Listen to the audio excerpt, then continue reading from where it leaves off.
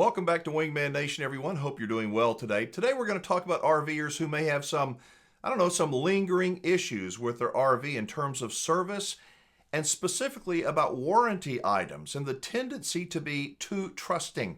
By that, I mean too trusting in the dealer, that the dealer or the manufacturer is giving you the attention and your RV the attention it deserves. Imagine you're playing some kind of a sport. You're behind in the game. The clock is winding down. You want the ball back because, well, you're running out of time. But the other side knows this too. So what do? They slow it down, way down. And then when the clock hits zero, they win. You lose. In a similar way, it can be like that with your RV and actually any warranty repairs that you may have. Your warranty has an end date, and just like when the game clock winds down or your warranty period is over and you're behind, you're almost certainly too late in making a claim. So what's someone to do as the warranty window is closing and you have some important unresolved warranty issues? Well, I think that's when you need to call in the big guns, so to speak. Somebody like Ron Burdge, the RV lemon lawyer, and have him on your side, because when an RV manufacturer hears from the Burdge law firm, they know he ain't bluffing. I imagine that if I'm an RV owner and I have one of these problems that manifests itself, or I wait too late until the warranty expires, there's not a whole lot that your law firm can do for me. And that's with the run up in sales that we had during the COVID years, and so many RVs were sold. I imagine you have a lot of people that their warranty is almost ready to expire, and they need to get in and at least file whatever paperwork so they don't get kicked out the window. So the window of opportunity doesn't close for them and they just end up screwed. Yeah, that is a problem because you can't really wait. When you realize things aren't getting fixed the way you want and need them to be done, then you need to start thinking about what are your options. One of your options is to call the factory. Well, if they blow you off or if they promise they'll get to it and they don't get to it or whatever, don't waste your time. Don't waste your time at all. You can go on the internet and look for RV lemon law, and you're going to find me there someplace. You'll find a couple of other lawyers around, but look for one who actually does a lot of this work, though, because the factories know which ones will go into the courtroom against them and which ones won't. And they know the ones who deal with this kind of area all the time, because there's just hardly any of us out there. So when they hear a new name and it's somebody they never heard of, that guy or gal lawyer, they may not get much more lip service than what you got, unfortunately. So when you take on someone's case, it sounds like to me, one of the first things you do, besides just evaluate it and say, yes, this sounds like something we could handle, you look at the calendar, the date, and you have to take on behalf of me, the consumer, have to take some kind of legal action. So at least the manufacturer knows and my rights are protected. Yes? Yes, absolutely. The very first thing we do is look to see the defects that are going on and the complaints that are made. Does it look like you've got a claim, a case that we can go with?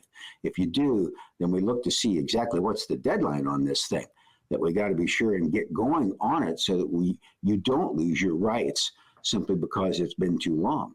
We will rather quickly get a letter out to the factory and sometimes a phone call to boot to let them know, the people who we deal with at the different factories, look, we've got this case, this is what the situation is. And usually the letter will lay out in a pretty good detailed fashion the history, how much money you've got into the RV, what the problems have been, and what it is you want them to do.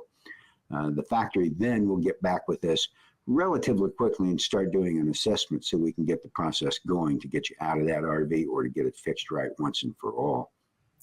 Is the response time quite a bit shorter in terms of, if I'm a consumer and I'm just beating my head against the wall trying to get the manufacturer to respond to me, and all of a sudden they get a letter from the Burdge law firm, I would imagine they respond to you a whole lot quicker than they do to me, because I know this is a real deal now.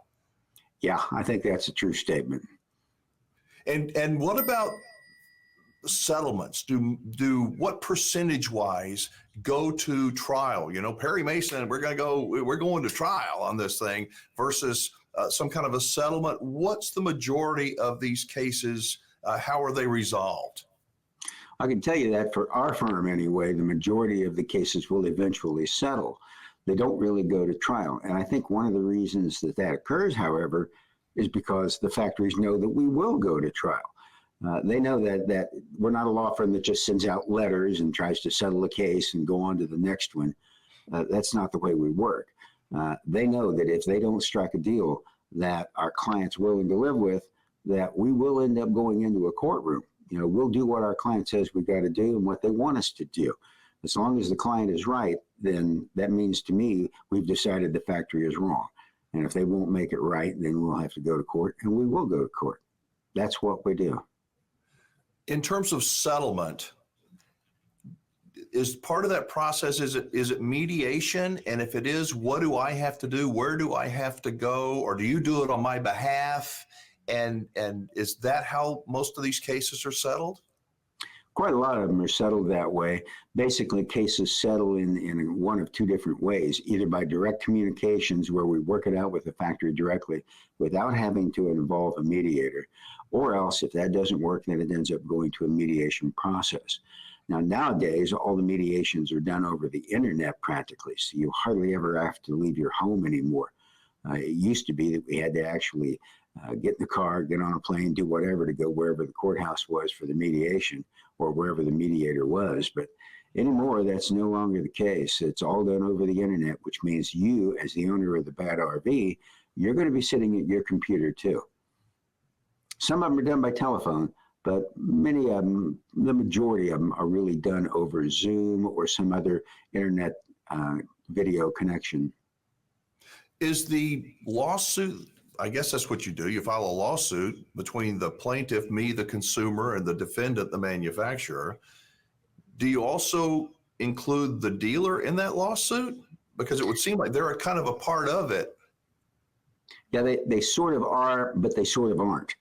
Typically, we don't sue the dealers in these cases unless the dealer has been up to some nefarious things all on their own, so to speak. But typically, the dealers don't. The problem the dealer has is the same problem that you as the owner have. You get bad parts, you get bad construction, and the dealer can't quite get it straight simply because sometimes you can't fix the problem that started at the factory in the first place. So they're in sort of the same boat, even though they're on the factory's side. So we don't usually sue the dealer. The dealer is in the middle, and we go after the one who caused the problem and the one who hasn't helped the dealer get it fixed. And that's the factory. That's their responsibility. I hear a lot of people are buying older RVs and even refurbishing them because they really do seem to hold together better. Before corporate America, everything was under just 2 or 3 companies. These individual companies made a better product with better materials. Are you seeing the same thing? I sure am. I had a friend up in Chicago who was getting ready to retire, and they were thinking about buying an RV. And that's what a lot of people, when they get ready to retire, even think about. You know, you work all your life, and now you want to get into that RV and go out and see the country you didn't have enough time to do when you were working every day and raising the kids. So that they wanted to buy an RV, and we spent some time going over, this is what you got to think about, this is what you got to look for. And then when it got to what model year do I want, you know, what I've always told people is that if you can find an RV that's been gently used and well taken care of, and which was built before the 2007 crash, then the odds are you're going to get one that's built better than the ones that are even being built right now. So if you can do that, and it'll be a whole lot cheaper to boot, you'll be way ahead of the game. Now, it may not have Wi-Fi, but you know, you can buy that stuff and put it in anyway. They ended up finding one that was a 2004, a very nice C-Class that had been totally redone on the interior by the owner. And they got it for only $20,000. To buy the new version of that nowadays, it costs you $100,000 or 150, anywhere in there, easy. So they saved a bunch of money, and they've got one that's probably built better than anything they could have bought new. And even if you have to put $5,000, $10,000 into the dang thing, you know, you're not going to lose as much money. If you spend $150,000 on one and have nothing but problems, the thing lives in the shop, you got, you know, problems with the dealer, the manufacturer, that's just a hassle. So I think that's a good idea for a lot of people, but many people want a new RV. They smell good. They got all the gadgets, as they say, the lights and lipstick. Well, you know, we're raised to think that buying new is a good deal because you get better quality. And that's just simply not the case with a lot of RVs that are being built. You know, they drove down to, I'm sorry, they flew down from Chicago to Florida, picked up the RV, they drove it all the way back and never had a single problem. Wow. You know how many new RVs can do that right out of the box? Not that many. You're going to have problems, it seems like, with new RVs just going 1,000 miles. And that's just wrong. It shouldn't be the way it is, but it is the way it is. When people ask, why isn't there some kind of a national lemon law? Like, and I know that there is a Magnuson Moss thing, but why isn't there something more specific to RVs that's comparable to the automotive industry? Oh, you can thank the RV industry for that. That and the dealers, they don't really want to get into the lemon law problems. And there's a couple of states that actually do have lemon law coverage on RVs, but the vast majority, there really isn't any coverage on it, except some cases for the chassis only. Well, if you had a lemon RV, it was in with most state definitions 3 times for the same problem and didn't get fixed, there wouldn't be a whole lot of RVs that would be sitting in dealers' lots. They'd all be sitting on the factory line waiting to get redone and refixed because they had to be bought back. You know, that's just a real problem. They don't want to go down that economic road because that would be a financial disaster until they learn how to build them right.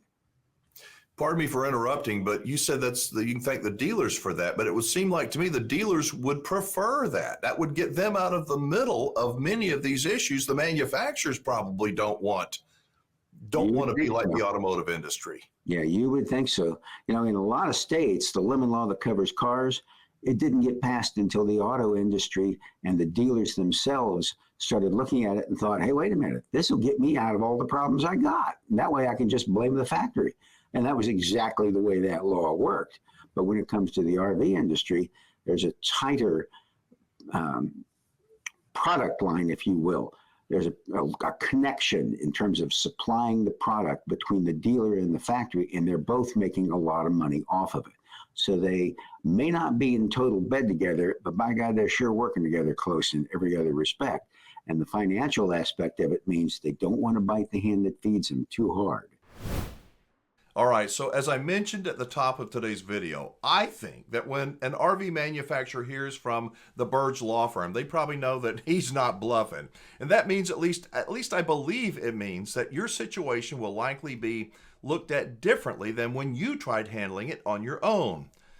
I do want to make clear that I do not think that the RV manufacturers are the enemy. I truly don't think they are. That said, some of them are overwhelmed with warranty claims, and you add in the difficulty of getting certain parts, and it can leave the RV owner feeling most frustrated. It can. As you could tell from listening to Ron Burdge, navigating the way forward with an RV manufacturer in a legal sense is not something that most of us have much experience with. What I'd like to know is this.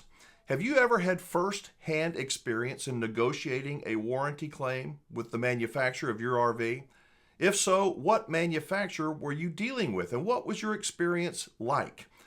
And in retrospect, would it have been better for you if you would have dealt with an attorney instead of the manufacturer? I look forward to reading your comments. In closing, the Burdge Law Firm has created a website for anyone who thinks that they may have a lemon RV, and they will evaluate your unique situation for free, and they'll let you know if they think that you may have an actual case. That website is rvlemonlaw.com. Altogether, rvlemonlaw.com. And yes, an actual lemon lawyer will review your information, not just some gatekeeper. Again, rvlemonlaw.com. If you enjoyed today's video, I hope that you'll hit the like button, give it a thumbs up. It helps a lot with the YouTube algorithm. I'm Alan Warren, the Wingman. Thanks for being a part of Wingman Nation. I'll see you next time.